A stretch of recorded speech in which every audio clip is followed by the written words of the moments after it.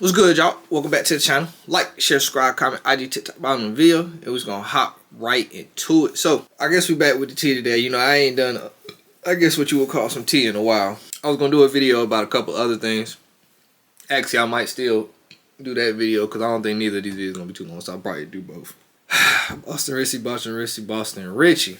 Go Richey. I can't even say that right now. He's not, no, I can't even say that right now. But, so, Boston Richey, as we know, been off and on with his girlfriend, Tatiana Chanel. One issue between those is the age.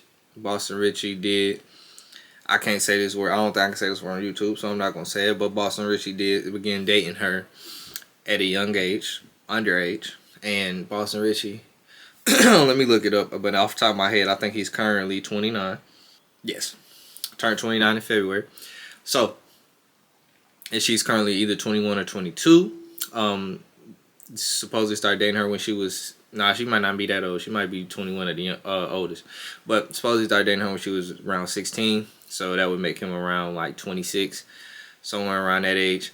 And yeah.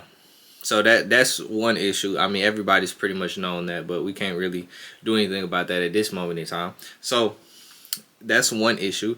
The next issue would be that she has now put some information out there about him. Not anything crime or newsworthy at this point, but something that will make you look at Boston Richey very differently.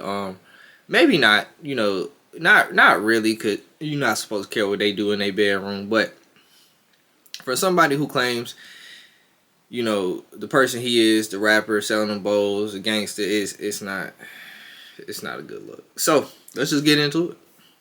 So she posted about 6 slides, and a couple of I can't put all these things. Well, I could put I could blur it, but let's just say she put in here a device that studs would use on women. So I'll put it in here and try to blur it. Maybe y'all will get the idea from that, but y'all get the idea from the caption after I read it at the end. She then posts basically where she took this picture at, which is North Tallahassee. Obviously, y'all didn't know, Boston Richey is from Tallahassee, so still living in the area at least. She posts the amount, it was $142.63 that it was in Tallahassee. She posts a text message thread between them. It says, "Bae, you on the way." She sends a picture in invisible ink of the device. And the total, she said, "Just got it." He said, "Which number, Isaiah? Get here now." Then she posts an argument between them.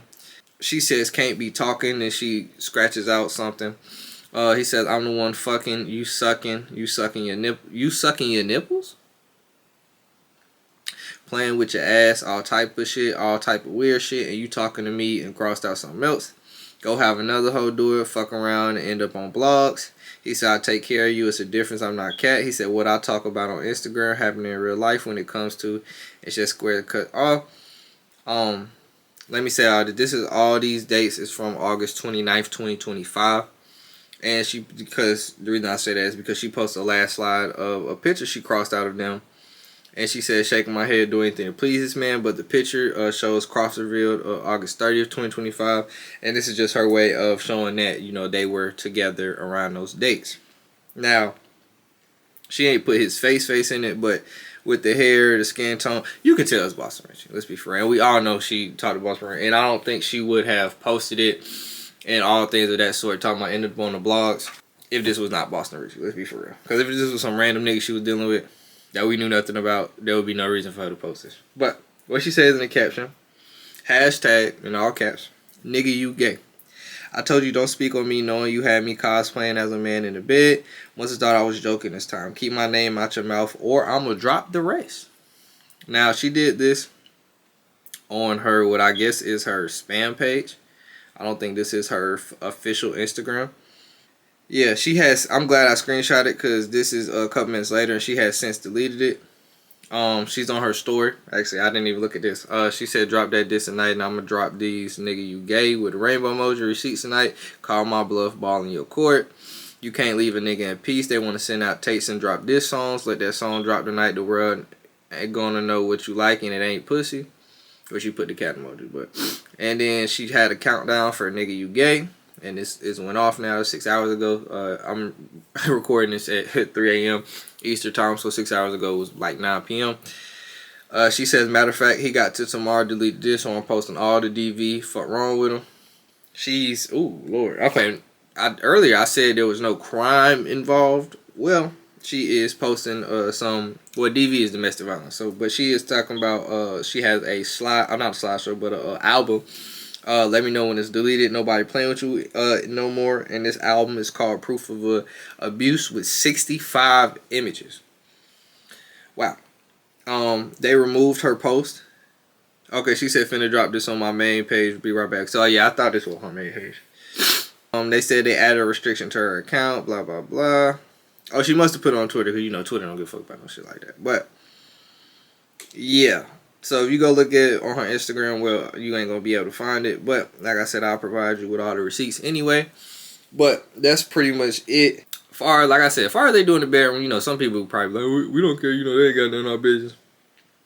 My thing is for the image for his career and the image he uphold, and I don't think we're going to take the Chanel bag, blowing the bag on women music as serious if we know you're talking about men. But I mean, we're not saying he talking about men.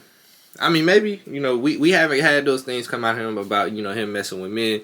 But for you to be into this kind of play, I just don't think this is the best for, you know, being a gangster and being a street nigga, you know, and chapping them bubbles. I don't think that's a good look, you know. It's not something, you know, I get into. You know, I don't want no like that. I don't want to do nothing like that. I've heard people doing it. Not a fan. But for you to be a gangster nigga, I just don't think that's a good look. I don't think that's a good look. And you already got so many chinks in your armor when it comes to your career. You already have one, like I said earlier, you started talking to her when she was underage. Now she's saying you are domestically violent towards her. And now, you know, you also are saying that, you know, you're getting, I can't say that word, but yeah, you're getting it in an area that most straight men don't think you should be getting it in. So yeah, bruh, I really don't know what to say to Boston Richey at time. I mean, as somebody who really enjoyed his music, well, especially when it came out, I ain't been too much on his recent shit, but especially when he came out, Public Housing 2, you know, the Go Richey and all that, the album after that, you know, Help Me. Ain't a good look, bruh. Like, he had such an upward trajectory at a point, and now it's just. So I really ain't got too much to say, but that's all I gotta say. So like, share, subscribe, comment, IG, TikTok, bottom of the video, and we out.